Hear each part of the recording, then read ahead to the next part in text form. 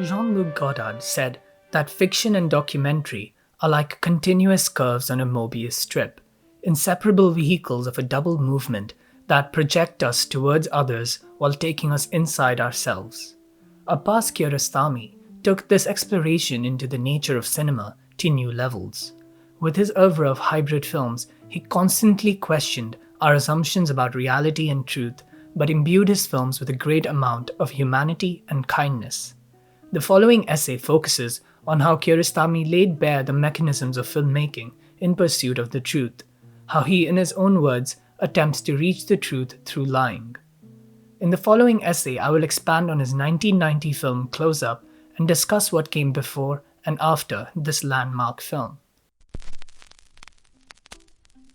Abbas Kiarostami began his film career with the Institute for the Intellectual Development of Children and Young Adults, commonly referred to as Qanun. Joining them in the early 70s, he began his work making educational short films that were aimed towards children. And it was in making these shorts that Kiarostami began to experiment with non-narrative cinema and began more deeply investigating the medium of film itself. Although being a part of the center restricted him to making educational films, his films continued to be imbued with commentary on the adult world that would be beyond the comprehension of the children it was shown to, but clear to any adult watching. The most famous of these shorts is Orderly or Disorderly, an educational short that compares images of order with images of chaos. In this documentary, Kiarostami repeatedly brings attention to the filmmakers and how they alter the environment. We hear Kiarostami shout, sound, or cut. Gradually, the filmmaking begins to get more and more difficult, with the crew suffering from the same disorder that the film is against. This culminates in a final scene where the crew try to shoot an orderly traffic scene where the traffic regulations are followed, but are unable to do so. After shooting the disorderly take, Kiarostami says, "Alright, cut," and the film ends there. While humorous, the film cannot be disregarded simply as a joke. It can be seen as allegorical of the revolution that took place 2 years prior and the regime's scrambling for order in this new Iran. With the failure to attain order at the end, perhaps this is a prediction that Kiarostami is making for the regime's future. Alberto Elena says, "Rather than a lesson, this film in particular is certainly a reflection on order." Therefore, this film shows Kiarostami's frustrations with the conventional documentary style and foreshadows the kind of filmography we would see from him in the next decade. In 1989, Kiarostami released Homework, a simple documentary where he enters the Shahid Masumi Primary School and interviews the students one by one. He asks them questions such as, "Do you like doing your homework?" or "Do you know what it means to be punished?" The kids answer shyly and clearly for the benefit of the camera. One child is so terrified of the authority represented by the camera and the crew that he bursts into tears and needs his friend in the room to comfort him.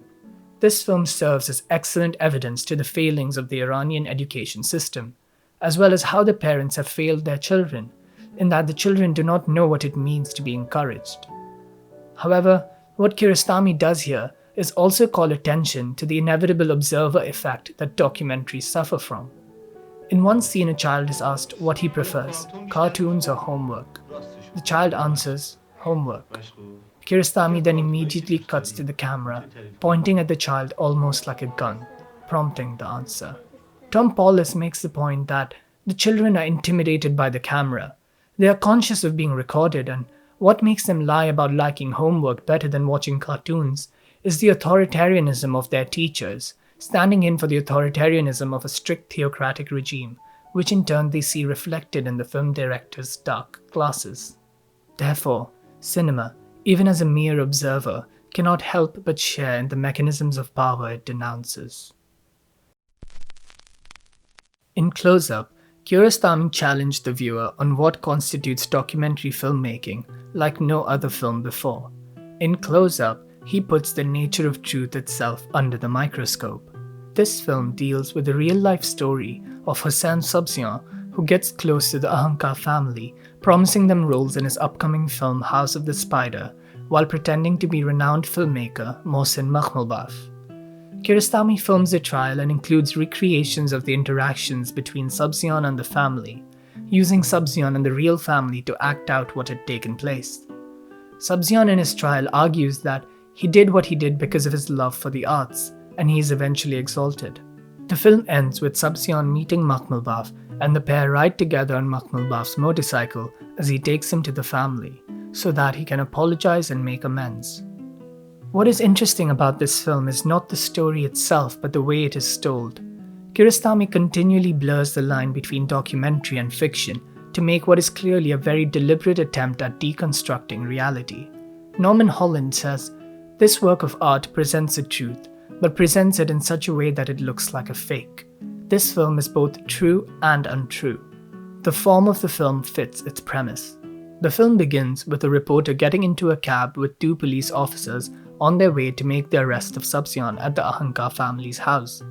This scene feels simply expositional, characteristic of a fiction film.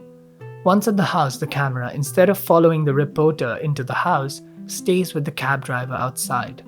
The driver chats with the police officers at first and then leaves the cab. He picks up some flowers and kicks an aerosol can down the road. Kiarostami holds on this image of the can rolling down the road slowly. Here, the audience is left curious as to what is happening with the arrest that has been built up so far.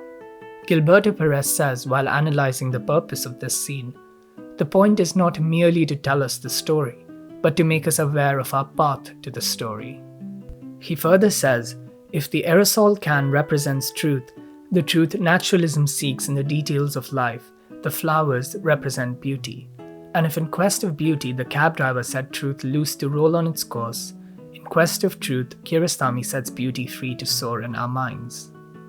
During the trial, Kiarostami, instead of being a silent observer, with the permission of the judge, begins to direct the trial, asking questions and leading Sabzian in a certain direction to get the answers he needs to facilitate his filmmaking. Kiarostami admits, "The hearing lasted for an hour, but then the judge left and we continued talking to the accused behind closed doors."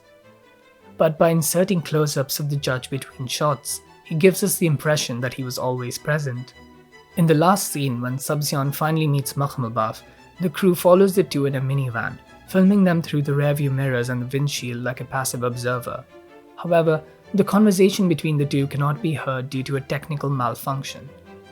But Kiarostami later admitted that the conversation between them was simply not interesting, and cutting out the sound resolved that issue for the film. What Kiarostami seems to be in search for in this film is the split between the real and the authentic. On an individual level, it is a conflict between the self and the ideal self, or the real and the performed. Everyone in the film is constantly performing, as they are in real life. They are perpetually dissatisfied and feel the need to be someone else. Jacob Buse argues that the actors in Closeup are both real and fictional. Take Sabzian. He's split from the inside as he's both himself and an actor playing Sabzian in a film. Sabzian and the rest of the cast are two people simultaneously when filmed. This is because when you film an object, you both have the real object in front of you and the reproduction of the object now printed on celluloid. You have the court scene happening in front of the camera, but now also the images which make up the court scene on film. Alberto Elena argues that Closeup constitutes a complex game with mirrors, a film with significant exchanges of looks that speak of much more than a simple case of character impersonation. The well-off family that Sabzian deceives is also using him, the famous Makhmalbaf, to try to solve some of their own problems and to escape from the tedium of their daily lives. Nobody in Closeup seems satisfied with who they are or what they do. Returning to Buse's analysis, he asks, does this split between the authentic and reproduced occur within the camera? Sabzian speaks for himself, but he plays himself too, performs himself. If he was authentically himself always, he couldn't have pretended to be Mohsen Makhmalbaf in the first place. To Buse, Closeup makes the argument that it is not necessarily the cinematic medium which creates the split between real and reproduction, between authentic and performed, only that film exposes the split. Lastly, in Closeup, Kiarostami is also pointing out how the hand of a documentary director manipulates the truth. Mehna Saeed Wafa points out that Kiarostami continuously makes his presence felt in the film. He speaks to Sabzian in the courtroom, he speaks to the judge, and in the ending of the film, he speaks to his crew. Saeed Rafa says, all these moments make the audience aware of the filmmaker's power, both as a judge and as someone who intervenes in reality. There is a lot that can be said about Closeup. An initial survey that exposes the lies that make up this film could constitute a harsh criticism, that the film lies to the audience and manipulates them. This assessment would be valid, but it would not be fair. For Kiarostami lies, but he is honest about being a liar. In an interview with Akram Satari, Kiarostami summarized and explained why he does what he does with this film. In cinema, anything that can happen would be true. It doesn't have to correspond to a reality. It doesn't have to really be happening. In cinema, by fabricating lies, we may never reach the fundamental truth, but we will always be on our way to it. We can never get close to the truth except through lying. In 1992's Life and Nothing More and 1994's Through the Olive Trees, the second and third installment in the so-called Kokya trilogy, Kiarostami would again investigate the intersection between life and art and remark again on certain essential truths. That of the perseverance of the human spirit, of beauty even in tragedy, and as Tom Paulus puts it, cinema's ability to unconceal the truth. The first film, Where is the Friend's House, depicts the story of a boy, Babak Ahmadpur, a resident of Kokar who mistakenly takes his friend's notebook home with him. He then attempts to return this book to his friend who lives somewhere in Pushte, his exact address unknown to Babak. 3 years after the production of this film, tragedy struck this region some 200 miles north of Tehran, killing more than 50,000 people. 5 days after the earthquake, Kiarostami set out with his son to find the boys from Where is the Friend's House. The second film in this series, Life and Nothing More, recreates this journey, interspersing staged footage with footage shot by Kiarostami himself in previous strips, though the line between real and staged is seldom clear. The film is set 5 days after the earthquake, but in reality it was filmed 11 months after. The documentary footage that Kiarostami uses was filmed 5 months after. Kiarostami rejects the emergency report style of filming, thus creating a self-reflexive, meditative piece that does not dwindle into sensationalism. The film is void of any dramatic arcs, but it is still full of life. Scenes of a man in mourning fixing a satellite so that he can watch the World Cup match between Brazil and Argentina, or the actor who played the old carpenter in Where's the Friend's House carrying a ceramic toilet for his family's use, or a couple who decided to get married in the aftermath of the earthquake, making a makeshift tent from plastic, their nuptial chamber. Kiarostami puts it elegantly when he says that what compels him as an artist is beauty. He speaks of the image of an old man who prepares for the new year by planting violets in the ruins of his devastated street after an Iraqi missile attack. The reality is the bombarded town, but the truth is the old man planting violets in the middle of this reality. He approaches the world around him in search for beauty, and through his films we find this beauty in the strangest of places, in the most complicated of situations or individuals, and thus in ourselves. Truth and beauty become one in Kiarostami's world. The final film in this trilogy, Through the Olive Trees, takes us back to the filming of Life and Nothing More, specifically the scene when Kiarostami, played by Farhan Kheratmand, interacts with a newlywed couple. In the original film, this was played by two local actors, between whom Kiarostami sensed a bit of tension. In Through the Olive Trees, Kiarostami directs us to a romance between the two actors, or more, the infatuation of the boy Hussain with the girl Tahira. Another actor, Muhammad Ali Keshawars, this time plays the part of Kiarostami. In this film, Kiarostami again lays bare the manipulative hand of the director, as art bleeds into life and vice versa through each scene. Within the very first scene, Keshawars addresses the audience, introducing himself as the actor who will play the director, and claims that all the other actors for the film were cast on the spot. This we know to be a lie, as Kheratmand, for instance, was cast in Tehran. The blatant manipulation is confessed to indirectly in the very first minute. What you are about to see is a considered construction. In the first few minutes of the film, we encounter Babak Ahmedpur, the boy whose search was a central force in life and nothing more. But his presence is not even acknowledged by any of the cast or crew, not even the director of the supposed film, implying again that Life and Nothing More was a construction. Further on, Hussain needs 3 takes for a scene where he has to say how many members of his family died in the earthquake. He keeps saying 25, the real number, but Keshavars insists that he says 65. Throughout these 2 films, we see an attempt from the director to penetrate Kokare in a way, to go deeper beyond what his camera can capture, but he always comes up short. Where he cannot understand, he fills in the gaps himself, but shows us that he is doing so in an attempt to get closer to the truth. In the final scene, Hussain chases after Tahira, begging for an answer. He wants the truth, whether she likes him or not, or whether she is afraid of her grandmother. Not far behind, Keshavars follows the pair. At a point, however, he stops. We witness the final scene in a static wide from the point of view of Keshavars as Hussain finally gets a reply. But we do not know what this reply is. Keshavars thus leaves the film incapable of knowing the truth, but always being on his way to it, concluding the Kokare trilogy.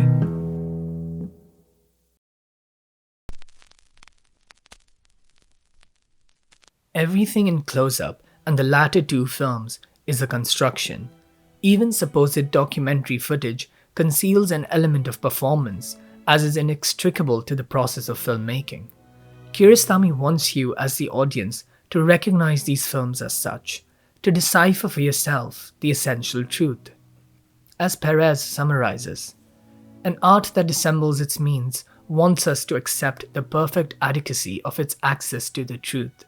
An art that calls attention to its means wants us to recognize it as a construction, a matter of choice rather than a necessity, an order of human making rather than a higher order of things. A higher order would supply the answers. An order of human making must put things in question, put itself in question. Modern art declares its means not because they are its only subject, but in order to put them in question, because it feels it cannot take its assumptions for granted in its search after truth. Kiarostami calls himself a socially committed filmmaker rather than a political one. For him, the film is only the medium for sending a message. He says he has an indirect or incidental obligation towards the society in which he lives because he feels emotionally obliged to defend people's aspirations. He feels the pain, the happiness, the sadness of those among whom he lives. However, he does not seek to educate his audience. The greatest risk that politically committed filmmakers run is that of making propaganda films. He, on the other hand, feels committed only to the truth and nothing but the truth. Kiarostami said, "We are not able to look at what is inside of us unless we look at it in a frame." To him, art does not create anything new. It only prescribes the gaze which should be put onto the subject. He further says, "My aim is to give the chance to create as much as possible in our minds, through creativity and imagination. I want to tap the hidden information that's within yourself and that you probably didn't even know existed inside you." The long road to the truth that Kiarostami takes ultimately has no end. He leaves it to us to find the answers. We choose to take from his films what we can bear to take.